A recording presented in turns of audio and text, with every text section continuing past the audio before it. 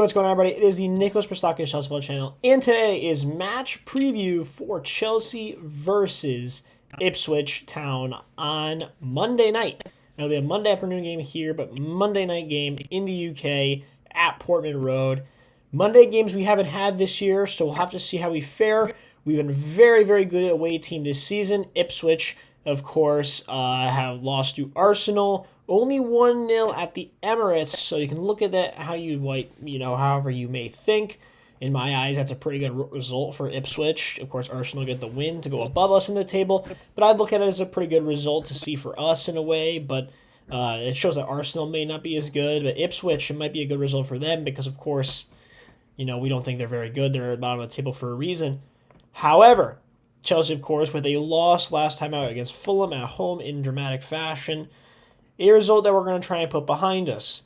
Of course, we want to try and build up good form. Levi Colwill has had important things to say recently, talking about how we can't let our heads drop before the new year starts. They want to finish the season on a high note, and this is exactly how you do it.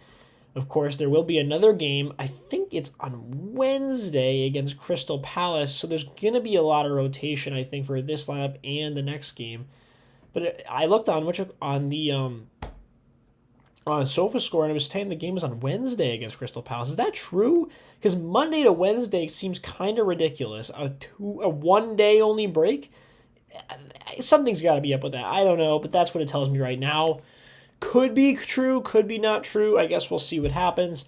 But I'll have to take more research. I'll have to do more digging to see if that's going to change or not. However, we're not focused on Crystal Palace. We're focused on Ipswich. I don't think this is going to be necessarily an easy game. It should be an easy game on paper. Of course, we dominated one of the worst teams in the league in Southampton last time we played them. Ipswich are amongst that, but they are a feisty team. They put up a good fight against Arsenal. They look pretty even at stretches with Arsenal, especially stats-wise. We'll have to see how we do at Portman Road on Monday. However, I think there's going to be some rotation. Enzo Maresca hinted at there being rotation. Let's get to my lineup. Let's see what I got cooking. Here's the lineup I decided to come up with. I said there'd be rotation. Here's some rotation. Rabo Sanchez in back of the net, Cucurella, Colwill, Tosin, Achempong, Enzo Fernandez, Moise Caicedo, João Felix, Cole Palmer, Noni Madueke, and Nicolas Jackson up top. So starting from the back, Rabo Sanchez stays in net, for the reason being that I think he's been pretty consistent at his shot stopping these last 3 games. However, I did rewatch the tape, and I think that Rabo Sanchez probably should get deducted 2 points for the passing. I think that he probably was a 5. Maybe you can give him a 6 in the last game because of how his passing, it was so dreadful. I even said it myself. But I think that his shot stopping's been so good. If he could literally just improve his passing the most minute amount, he will be a decent goalie. Can't do it on just yet, but I think he's done enough to keep himself in net. However, I would like to see Jorgensen if possible. Cucurella stays on the left. I don't think anybody's close to him at that left back position. Vega, I think, will come back into the bench. I think he's probably fired up after not being included in the matchday squad. But Cucurella is too good to keep out of the squad. I think he needs to just keep starting. And we know how important he is into our team, so he stays in the team. Colwill, didn't necessarily like how he played against Fulham. I would like to see more of a guy who they view as a potential captain candidate in the future. So Colwill, of course, he needs to keep playing for his development. He stays in. Really, we are missing Wesley Fofana, I think, right now. I think that those two in the back are so good ones together. Tosin's looked pretty, he's looked pretty good, in certain times. In the last game against Fulham, his former side, he kind of was, kind of screwed us a little bit, but I don't think he was necessarily horrible in that game as well. Few bad moments, but I think overall, Heskey wasn't horrible. I think he might stay in this one. There's a chance we could see someone like Axel Disasi come in. However, not sure if that's the case, but I guess we'll see when Maresca's got cooking. I think it'll still pays Tosin. However, first major change I have is Achempong coming in. I have Achempong coming in because I was so horrified with the play of Malo Gusto in the last one. I needed to make this change for my own mental state. I don't want to see Malo Gusto starting from the front. It most likely will. I'm going to say it now. It most likely will. If Enzo Maresca has any thought process to make any kind of changes from what did not work in the last game, he will make the change of Achempong from the start, not off the bench after a certain amount of minutes, from the start of the match. It needs to be happening. This guy signed a contract to get playing time. He needs to be playing. He would have left if it wasn't guaranteed playing time. Let the guy play. Let we see what he got in him. I want to see him play and let him cook. I want to give him this rotational play. So hopefully he gets it. Enzo Fernandez and Moises Caicedo, they say the starters for a reason. I think they've been good enough to stay. I think they were okay, pretty decent enough in the last match to stay starting. I don't think Enzo Maresca didn't hint at anybody coming back from injury right now. Especially, it didn't seem like we'd have. Why can I not think of his name? We didn't have Lavia back. It didn't seem like we'll have Lavia back in the midfield. So these guys need to keep playing. It's that simple. They'll have a little bit of an extended break because it's a Thursday to Monday, but I don't think they'll be back.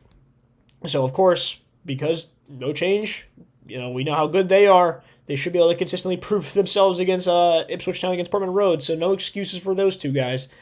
Joao Felix is the next big change I have. The reason I have Joao Felix on the left is because we saw how well he did in that Southampton match. He dropped an amazing performance in that one and rewarded him with, I think, a whole total of 5 minutes of playing time in the Premier League since. How is that even possible? Let me know. Enzo Maresca himself has said that the situation to play Felix more is to play him with Palmer more. He said that and didn't play him in the last game with it. He said that in the press conference, didn't play him and didn't even play him in the match against Fulham. How is that even possible? I'm still a little fuming from the match, but at this point, we need to see some kind of rotation. He's hinted at it. It'll probably happen with certain positions, and I'm guessing that these are the ones that are going to happen. I think Joao Felix comes back into this lineup. I would love to see him get the PT. He's proved that he's not as bad as defending as we thought he is. He is a little lackluster, but I think he could do a decent job, especially against Ipswich Town.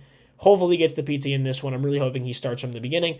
Palmer, of course, he's the only guy who scored in that Fulham game, looked really good at times. I think he was probably the bright spot in that match against Fulham. Obviously, keep playing him from the start. Noni Madueke, I have selected as my player of the match. Now you might be thinking, why would you select a player who didn't even get in the bench last time, was criticized and technically decisioned not to play? The reason being is because Noni Madueke is a mentality merchant. This guy is nuts with his mentality. We know how dominant he thinks of himself. His ego is crazy. He takes more shots than any winger we have on this team for a reason. I think he gets on the score sheet at least once, if not twice. I think this is going to be a dominant match from him. I think he's going to go crazy on the right-hand side. I think Neto had a great game, don't get me wrong, in the last one. I think that he was helping Malo Gusto and playing his position at times. So I can't discredit Neto for his performance, but I think that this is one that I need to see Madueke play, especially after Neto fell on the ground and was flying around like a fish. I can't see it happen again. I think Madueke should start from the beginning. He's my player match for that reason. Nicholas Jackson starts up top. I just think that he is so much better as a striker than someone like Nkunku is. I would love to see Guiu get minutes in this one. I think Jackson just fits the archetype. He hasn't had the greatest last few games. Of course, the Brentford game was the last one that he looked halfway decent as a striker in. I think that in the game against Everton, he was very inconsistent. In the game against Fulham, he was pretty dreadful. Now, hopefully, he can rebound once again with this game against Ipswich. I think that he can get on the score sheet at least once as well. In this one, I think I love his odds to score. This is a match where we have extremely high hopes to come out on top, and I really won't accept anything that's not a win. We need to get back in the winning column. We need to finish off the 2024 campaign with a victory and leading into the 2025 campaign really strong. Like this is like if what I said earlier is true, we play Crystal Palace on Wednesday. There's going to be a crap ton of rotation for that game, and simply put it's not going to be an easy match if we play Monday to Wednesday. Like that almost seems like a crime. So I think Enzo Maresca's got a lot on his plate. I think he knows he has to, be rotating his team.